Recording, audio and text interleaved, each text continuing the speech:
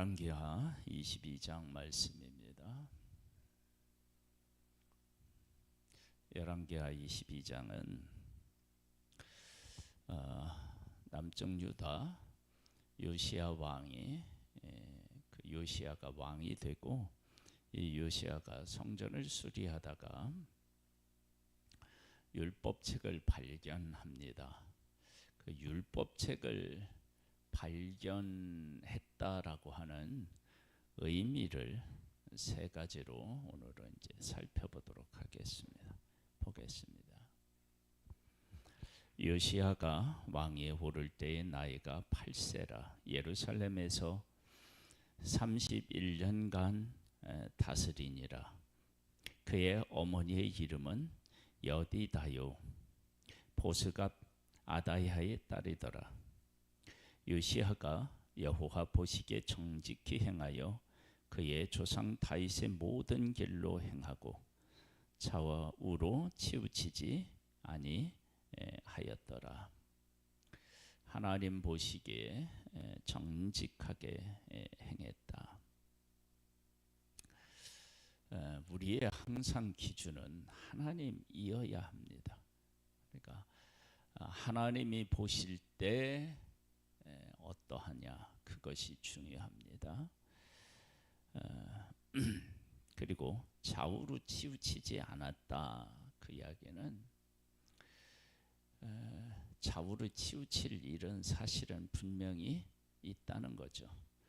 내부적으로도 외부적으로도 분명히 있는데, 그런데 하나님이 기뻐하시는 길을 갔다. 이런 것입니다. 우리의 삶도 마찬가지입니다.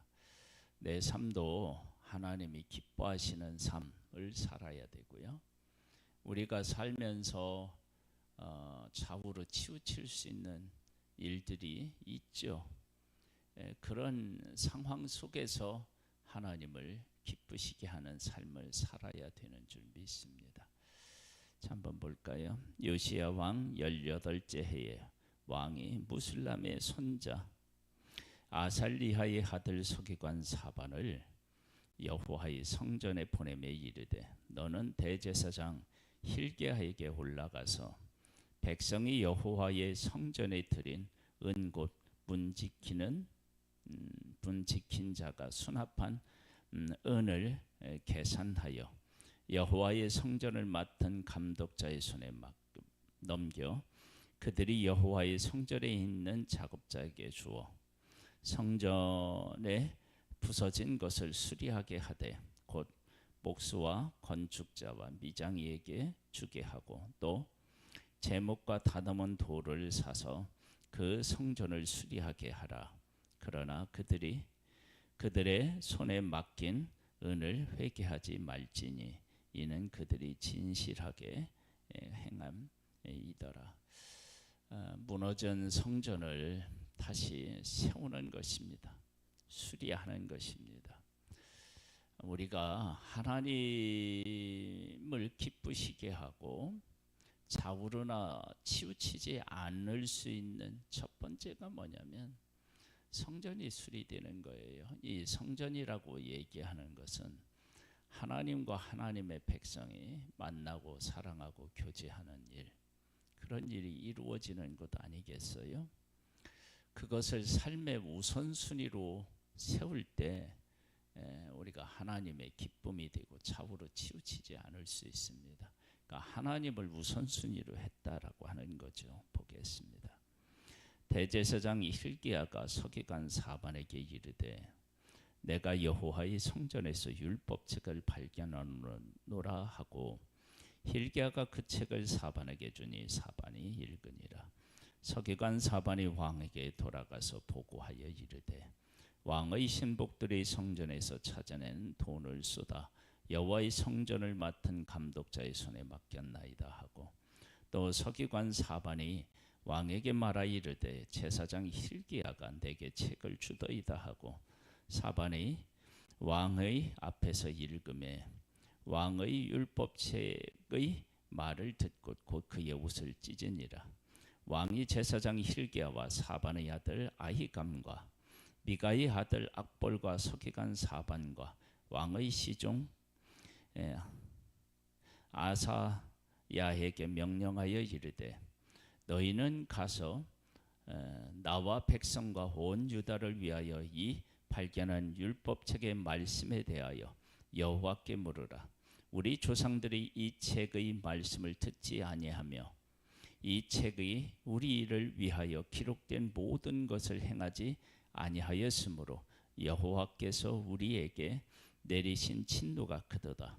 이에 제사장 hil기야와 또 아히감과 악볼과 사반과 아사야가 여선지자 훌다에게로 나아가니 그는 할하스의 손자여 디가의 아들로서 예복을 주관하는 살롬의 아내라.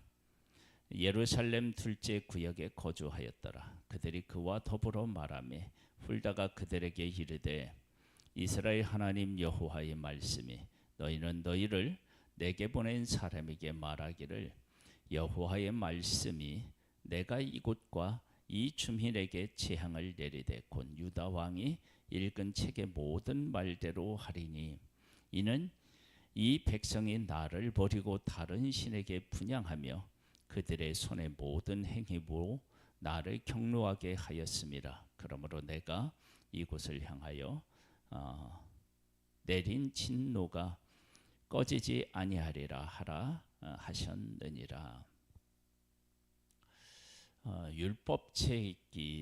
율법책은 발견되면 안 되는 책이죠. 늘 옆에 두고 그 말씀을 읽고 그 말씀대로 살아야 되는데 이때 당시의 율법책은 우리가 지금 가지고 있는 성경책과는 다르잖아요. 크잖아요. 이렇게 큰 율법책이 발견되었다라고 하는 것은 보통 이제 고고학자들 뭐 이런 분들의 말을 빌리자면 문하세 시대에 완전히 성전을 엉망으로 만들어 놓고 다 파괴하고 이러는 가운데 그 누군가가 이 말씀까지도 이게 사라질 위기에 처한 것, 그것을 이제 느끼고 특별한 장소에 율법책을 숨겼을 것이다. 이제 그렇게 이야기를 합니다. 그러지 않고는 발견되기가 어려웠을 것이다. 이제 그렇게 얘기해요. 그런즉 발견되었다라고 하는 것 자체가 문제가 있는 거예요. 우리가 성경책을 늘 옆에 두고 말씀을 읽고 묵상하고 그 말씀대로 살아야 되는데 주일날 교회 오려고 하는데 성경책 어딨나 찾고 있어요. 그럼 문제가 있잖아요. 그래서 그런 경우를 후탁신자라고 얘기한다고 얘기해요. 성경책을 찾았는데 먼지가 쌓여서 후 불고 탁 털고 그래서 가져왔다. 물론 요즘에는 성경책도 뭐 안 가져오고 뭐 핸드폰으로 대신하고 그러지만은 그런 것이 문제인 거예요. 그러니까 성경책이 율법책이 어디 있는지를 모른다라고 하는 것도 문제고 그것을 숨길 만큼 이스라엘이 하나님에 대하여 멀어졌다라고 하는 것에서도 문제고요. 그러니까 발견되었다라고 하는 것 자체가 사실은 문제인 것입니다. 우리가 하나님을 믿고 섬기는데 하나님의 책이 발견되면 안 됩니다. 늘 곁에 두고 읽고 그 말씀을 묵상해야 되죠. 그래서 복 있는 사람은 여호와의 말씀을 즐거워하여 그 말씀을 주야로 어떻게 해요? 묵상해야 합니다. 두 번째, 성경 율법책이 발견되었다라고 하는 것은 언제 발견했느냐? 성전을 수리하다가 발견되었습니다. 이거 중요하죠.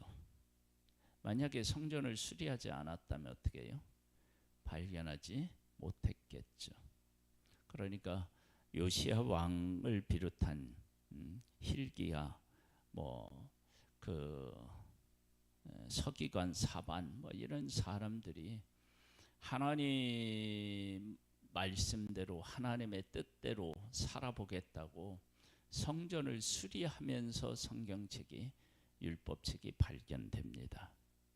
여러분, 우리가 하나님 앞에 이제 기도를 하면서 이런 기도들을 해요. 하나님 무엇을 주시면 하나님이 그렇게 하겠습니다. 이런 경우가 있는데요. 사실 그런 기도는 합당한 기도는 아니고요. 하나님을 사랑함으로 말미암아 어떤 일을 하게 되면 그 일 안에 하나님이 하시고자 하는 그런 일들을 할 수 있게 되고 발견하게 되고 하게 되는 힘을 얻게 되기도 하는 것입니다. 중요하죠. 그러니까 성경책을 찾아봐라 그런 어떤 명령이 있는 것이 아니라 하나님의 말씀을 하나님을 경외하고 말씀대로 살아야지 하고 성전을 수리하다가 율법책을 발견하는 것입니다. 그러니까 일의 순서가 늘 그러하는 거예요. 그래서 하나님께 무엇을 해달라고 하는 것도 중요하지만 그 일을 하나님께서 하실 수 있도록 우리도 행동으로 옮기는 것이 필요한 것입니다. 그러니까 기도만 해서는 안 되고요. 기도와 더불어서 우리의 삶도 하나님 앞에 드려져야 된다는 것입니다. 그러니까 성전을 수리하다가 율법책을 발견했다는 것은 하나님께서 그들이 성전을 수리하며 하나님의 말씀대로 살아보겠다고 애쓰는 그 마음을 보시고 율법책을 발견하도록 하나님께서 하신 것입니다. 이런 것이 중요하죠. 우리가 하나님을 사랑하고 하나님의 뜻대로 무엇인가를 해보기 위해서 노력하게 되면 하나님께서 예비하신 그런 은혜를 우리에게 베풀어 주시는 줄을 믿습니다. 세 번째, 율법책이 발견되었다라고 하는 것은 므낫세 왕, 그 다음에 아몬 왕이 하나님 보시기에 악을 행하여서 절망적이었어요. 절망. 즉 이제 이 나라가 도대체 어떻게 될 것인가 라고 하는 하나님의 백성이 어디로 가야 할지 무엇을 해야 될지 모르는 상황에 그 절망적인 상황에 있었을 때 하나님께서 요시야 왕을 통해서 율법책을 발견하게 하셨잖아요. 그 얘기는 야, 너희들이 지금 절망하고 있지만 이 율법책이 너희들 손에 내가 주었지. 이 율법책대로 살아봐. 그러면 너희들의 삶이 바뀔 거야 라고 하는 하나님의 메시지가 담겨 있는 것 아닙니까? 만일에 하나님께서 이 율법 하나님의 백성들에게 아무런 소망도 없었다. 그러면 율법책이 발견되게 하셨겠어요? 그러니까 율법책을 하나님이 발견하게 하신 것은 하나님께서 하나님의 백성들을 여전히 사랑하시고 은혜를 베풀고 계시며 이 율법대로 살아서 복된 존재로 다시 회복되기를 원하시는 하나님의 마음이 담겨져 있는 것입니다. 그래서 하나님께서는 이들에게 율법책을 발견하게 하신 것입니다. 하나님께서는 우리들에게 찾아오시고 말씀하실 때 항상 하나님이 나타나셔서 말씀하시는 것으로 말씀하시는 것이 아니라 성전을 수리하다가 율법책을 발견한 그 일의 의미 속에서 하나님의 말씀을 깨닫고 하나님의 뜻을 깨닫는 것입니다. 그것처럼 우리들도 하나님의 어떤 일을 하다가 그 일을 하면서 일어나는 그 일을 보고 하나님께서 이렇게 우리를 돕고 계시며 우리를 인도하고 계시는구나. 그런 것을 발견하는 것입니다. 그래서 이 율법책을 발견했을 때 요시야 왕이 어떤 반응을 보였느냐. 11절에 보면 이렇게 나와요. 왕이 율법책의 말을 듣자 곧 그의 옷을 찢으니라. 하나님의 말씀을 듣고 그 말씀에 반응한 것입니다. 하나님의 말씀을 듣고 말씀에 반응하면 소망이 생기는 것 아니겠어요? 그러니까 하나님께서는 여전히 그 백성에게 말씀을 주시고 그 말씀대로 살기를 소망하시는, 즉 하나님의 백성을 다시 품으시고 계시는 그 하나님을 보게 됩니다. 하나님은 우리들이 하나님의 뜻을 발견하고 그 가운데 살기를 지금도 소망하고 계시는 줄 믿습니다. 18절 말씀입니다. 너희를 보내 여호와께 묻게 한 유다의 왕에게는 너희가 이렇게 말하라. 이스라엘 하나님 여호와가 이같이 말씀하셨느니라. 네가 들은 말들에 대하여는 내가 이곳과 이 주민에게 대하여 핀터가 되고 저주가 되리라 한 말을 네가 듣고 마음이 부드러워져서 여호와 곧 내 앞에서 겸비하여 옷을 찢고 통곡하였으므로 나도 네 말을 들었노라. 여호와가 말하였느니라. 하나님의 말씀을 듣고 그 말씀의 의미를 깨달아 알고 하나님 아버지께 기도했더니 하나님께서 그 마음을 보시고 그 고백을 보시고 하나님께서 그것을 아셨다는 것, 받으셨다는 거예요. 그러므로 보라, 내가 너로 너희 조상들에게 돌아가서 평안히 묘실에 들어가게 하리니 내가 이곳에 내리는 모든 재앙을 네 눈이 보지 못하리라 하셨느니라 하니 사자들이 왕에게 보고하니라. 할렐루야. 하나님께서 뜻을 돌이키셨죠. 하나님께서 이제 재앙을 내리시기로 하셨는데 그 재앙을 내리시기로 한 것은 하나님의 백성들이 하나님께 범죄한 것에 대한 안타까움의 말씀이고요. 진짜는 뭐냐?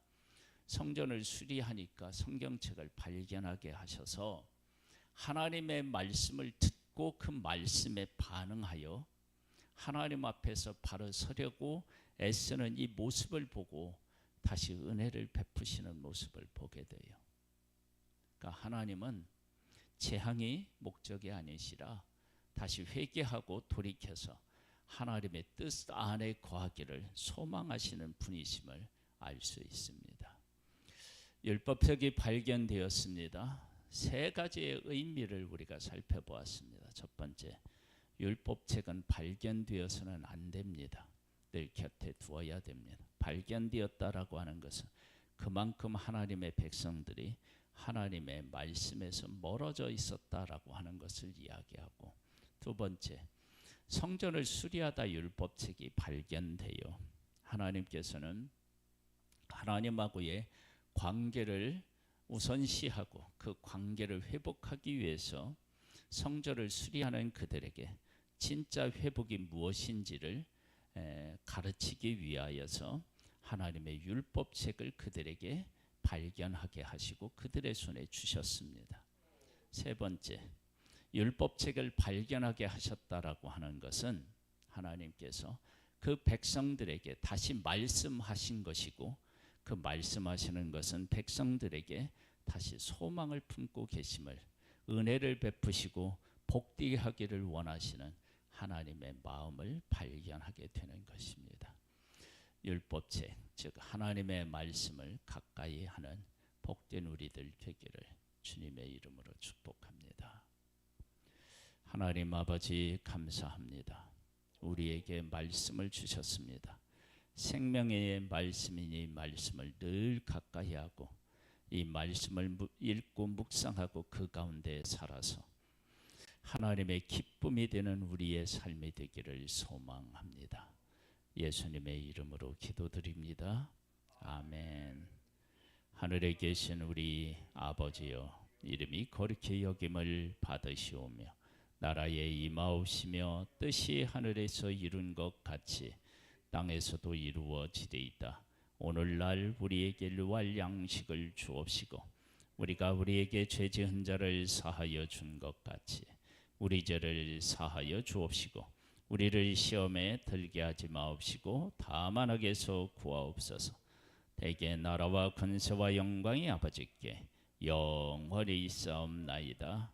아멘.